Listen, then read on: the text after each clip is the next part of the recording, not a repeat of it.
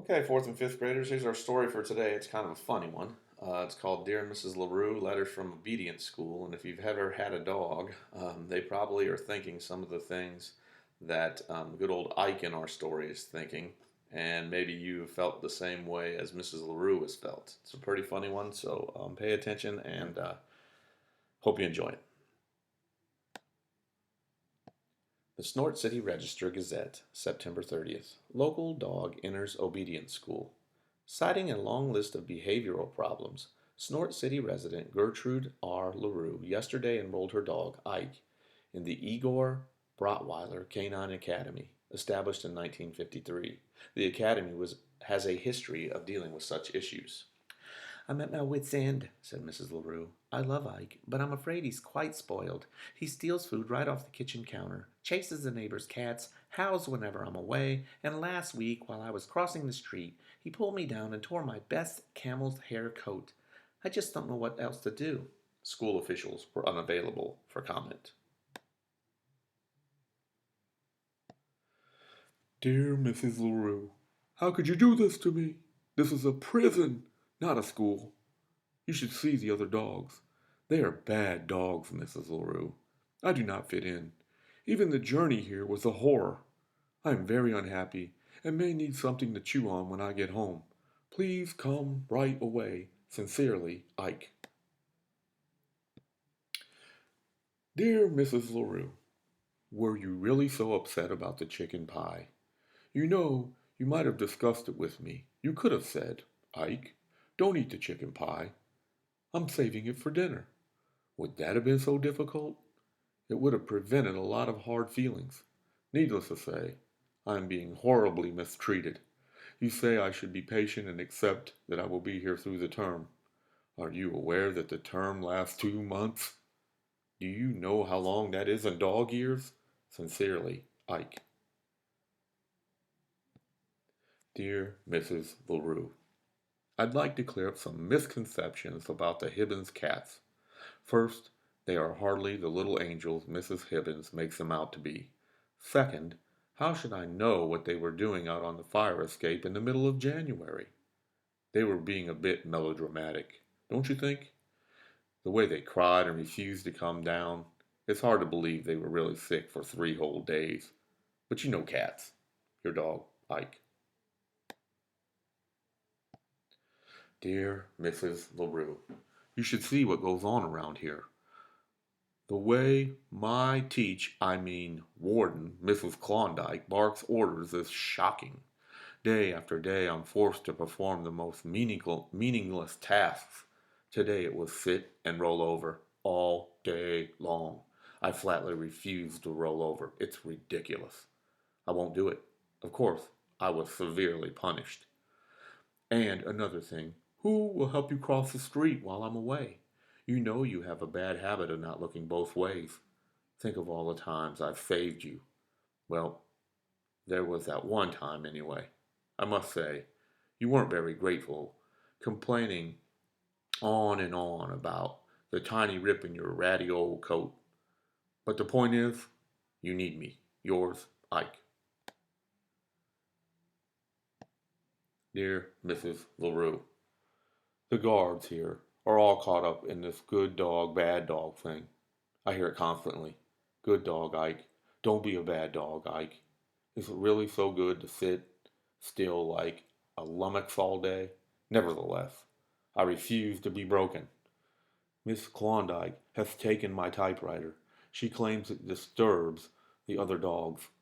Does anybody care that the other dogs disturb me? Yours, Ike.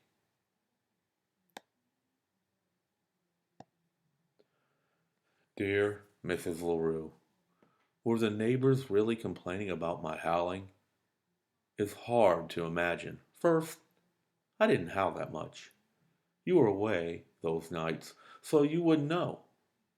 But trust me, it was all quite moderate. Second, let's recall that these are the same neighbors who are constantly waking me up in the middle of the afternoon with their loud vacuuming.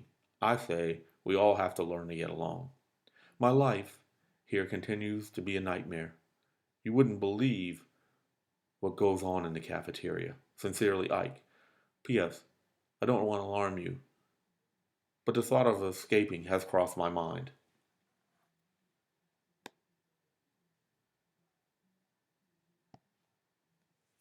Dear Mrs. LaRue, I hate to tell you this, but I am terribly ill. It started in my paws, causing me to limp all day. Later, I felt queasy, so I could barely eat dinner except for the yummy gravy. Then I began to moan and howl. Finally, I had to be taken to the vet, Dr. Wilfrey.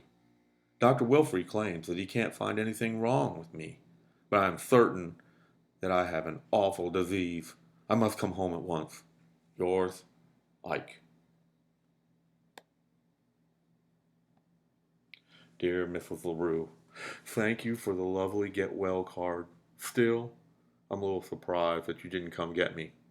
I know what Dr. Wilfrey says, but is it really wise to take risks with one's health? I could have a relapse. With fall here, I think about all the fine times we used to have in the park. Remember how sometimes you would bring along a tennis ball? You would throw it, and I would retrieve it every time except for once when it landed in something nasty, and I brought you back a stick and said, "Ah, how I miss those days. Yours truly, Ike. P.S.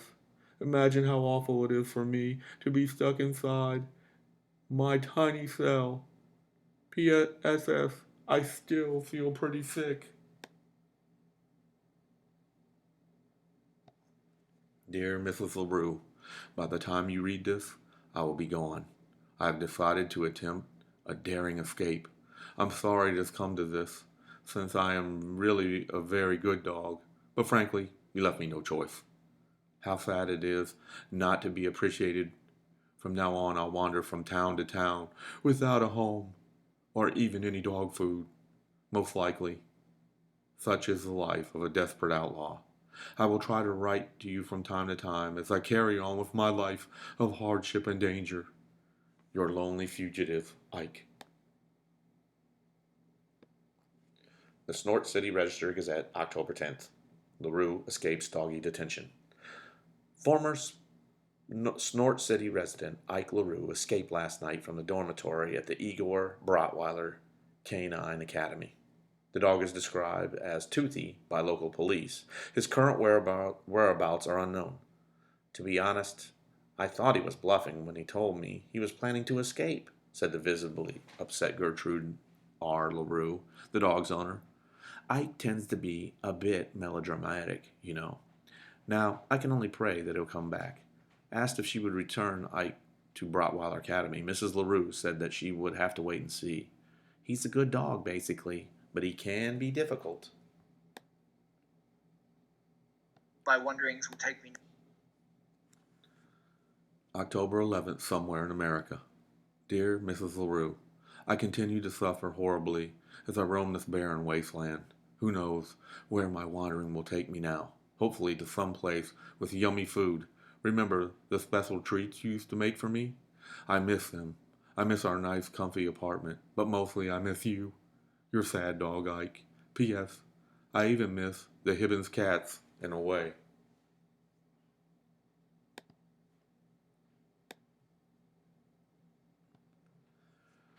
Dear Mrs. LaRue, the world is a hard and cruel place for a stray dog. You would scarcely believe the misery I've endured, so I've decided to return home. You may try to lock me up again, but that is a risk I must take, and frankly, even more than myself, I worry about you.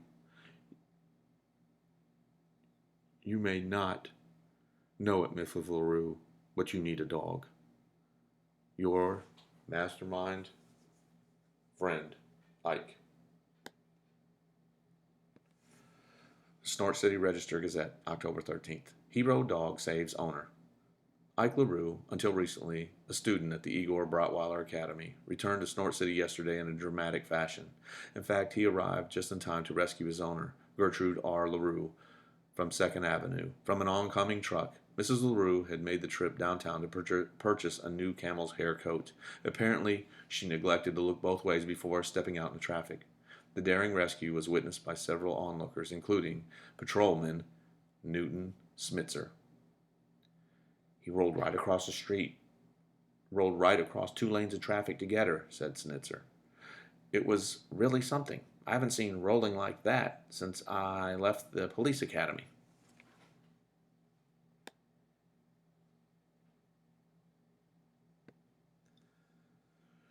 Mrs. LaRue was unhurt in the incident, though her coat was badly torn. I don't care about that, she said. I'm just happy to have my Ike back home where he belongs. LaRue said she plans to throw a big party for her dog. All the neighbors will be there, and I'm going to serve Ike's favorite dishes. I'll bet he can't wait to taste the chicken pie. Welcome home.